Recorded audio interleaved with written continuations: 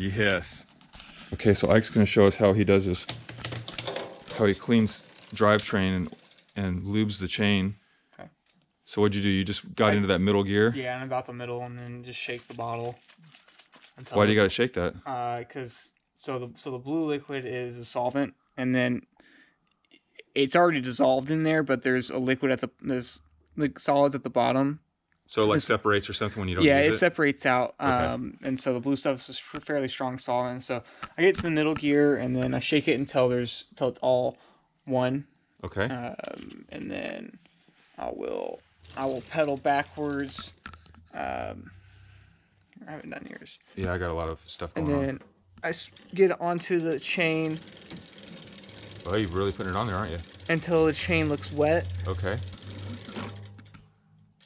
A little more. It's hard to see. It's hard to see. Yeah, there's the lighting in here. And then I'm just going to... It looks pretty wet, so I'm just going to pedal it backwards for a few minutes. Okay. What's that do? It just works it in or something? Yeah, it works the liquid inside into the rollers of the... between the plates and the rollers. Okay.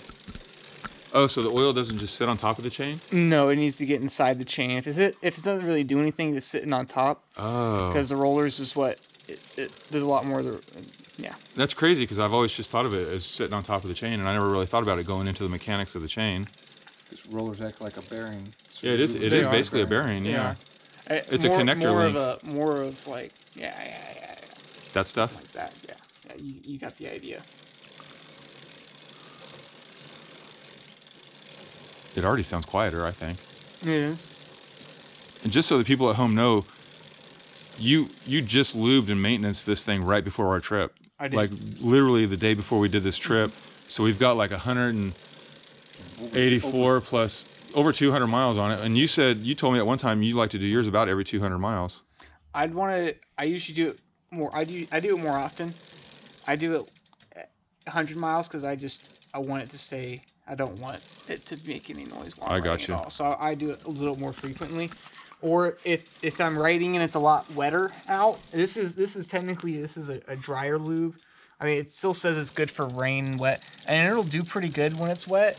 But there's a ton of different ones, even between brands and stuff. Right. Some will do better in wet conditions. Some will do better in dry conditions. And I'd also like to point out that Ike is a certified bike mechanic, so he's not just some guy that has been riding bikes and working on bikes his whole life. He actually went to school for this. Yeah. You're a stud, dude. You're a beast. And he can ride a unicycle. Yeah. And so all I'm doing is I'm following the instructions on the bottle. That's crazy. If you just follow the instructions on the bottle, that's See, but I'm not good at following directions, but I can look at a video and be like, oh yeah, that's how you do it. And there's some things that you can do to make it easier. And then once I pedal back and work the lube inside the chain, then I'll get my rag. And this is what the instructions say. Right. And then I'll get my rag and then I'll wipe off the excess. And typically, when you showed me how to do this, like, I don't know, 6 months ago, you use several rags when you're doing this. But since we're in the middle of a long ride, and we don't have the luxury of having several rags, and we're doing like 5 bikes. Yeah, I'm just using the one rag. I'm just gonna get off as much as I can, and I like to. A lot of times, dirt and stuff will get caked up onto the pulleys of the derailleur. Yeah. Here and here, and it's just nice to clean that off. Okay. Some of them are easier than others to clean off, but usually you can get it down here with the rag. You're just trying to get the side of that gear thing, I guess? Yeah, and it's usually like, I don't have anything to point with. That's okay. It's usually like right here at where the chain meets? Chain and the teeth are, and it gets just caked down in there. Oh, in the valley part? Yeah, it gets really thick in there sometimes. And so I'll try and wipe that off, and then I'll get more careful on the upper pulley. So I'll push this way for the inside. I gotcha. And then I'll push that way from the outside. Doing it the opposite direction. Yeah, because then the rag will it'll get caught up in there like that. Boy, I see all kinds of like grass and all kinds of crap up in there. Yeah. Other thing to think about is there is a bushing, sometimes a bearing system in here too. Okay. Those don't always need as much. I mean, it's good to lubricate those too. Does that Have we already done that with the chain? Yeah, usually whenever you're doing the chain, it'll seep down in there. Okay. It doesn't need it as often. What about all these joints and stuff? They do need lubrication. It doesn't need lubrication as often. Usually that's more of a service type thing? Usually whenever you're bringing it to a service center, they're going to, usually on like a mid-level service tune, they're going to clean everything and re-lubricate all these pivots, these bushings as well. Cool. So, I mean, and that's even something you can do at home. Just use whatever lubricant the manufacturer recommends for the derailleur. And you just kind of like teardrop it on there? And it seeps whatever the manufacturer recommends for it. Okay, we don't need to get into a bunch of detail back. So yeah, and then same thing with the front sprocket. I'll just clean off because sometimes the gunk will just build up on there. I mean, look at all that dirt on the side of the crank. It's definitely gotten dirty. That C&O trail is no joke. That clay that looked like peanut butter. I mean, I can't imagine that does anything good for anything that turns. Oh yeah. So what about? Do you have to worry about? That's a cassette, right? Yeah, that's the cassette. We don't have to worry about that. Okay, unless it's visually dirty, I guess. Yeah, and if you're on like a larger trip, what you can also do is, if it's still making some, if like your derailleur is making like some noise or like these pulleys are really crunchy, you can use the lubricant in here too to help lubricate. Some of them are easier to get to than others, but. And I wasn't hearing any sound, so. You're just doing this to show us, right? Yeah, and it'll work its way in. Usually, at the bike shop, they would usually pull this apart. Oh wow! Inspect the bushings, see if they need to be replaced. Oh, I didn't know they did all that. And then, or they should, but it doesn't always happen. And it's not always a major concern. They are replaceable, and they're pretty cheap typically. So. So now you're just trying to get all the excess off, and I then, guess? Yeah, and so like what this says on here, I want to wipe off all the excess lube. You can't wipe the chain off too much.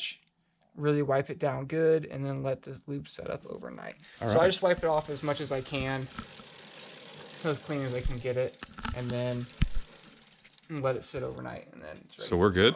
And it's lubed to go. About the comment about different manufacturer. Oh, the oil. Oh yeah, if you're going to want to do service on your derailleur, then just do whatever the manufacturer recommends. I think he meant like if we changed oil. Matching. Oh, the chain lubes. If you're going to switch chain lubes, then you need to either completely degrease your chain. Or get a new chain and completely and then do that whole process of a new chain. Because the oils don't work together very well. Well, unless the manufacturer of the chain lube you're using says it's okay to mix match within their product line, it's fine. But if it's outside their product line, usually what happens is it'll just sit on top of the old lube. Okay. And then it's not. Then you have old lube, and then you have new lube that gets washed off really quick. And then you have the old lube that's not doing anything. I gotcha. And so then So it's probably a pretty good idea to know what kind of lube you have before you buy another bottle. Yes. Yeah. And then keep using it or try something different, but degrease and use a new chain. Cool. Well, thank you, Ike. That was a hell of a good video. I appreciate it. You guys, that's how you do a trail side maintenance on your bike, I guess. I don't know. It's chain lube maintenance. And we're literally in the middle of the Gap Trail right now, the Great Allegheny Trail, so Great Allegheny Passage. And I guess I'm going to put the video down and help do the next one. Get my hands dirty.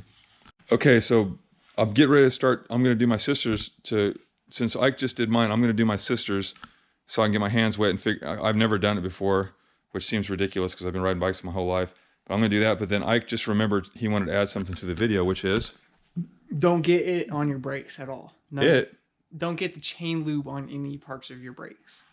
That's it? Yeah, because it'll ruin your brakes, and then you'll have to replace a lot of stuff. What does it ruin on your brakes? The pads? It ruins mostly the brake pads, and if you continue to use those run brake pads with the rotor, it'll ruin that rotor as well. And then you have to replace the pads and the rotor at that point. So it could be costly. So it seems way easier to just not do it.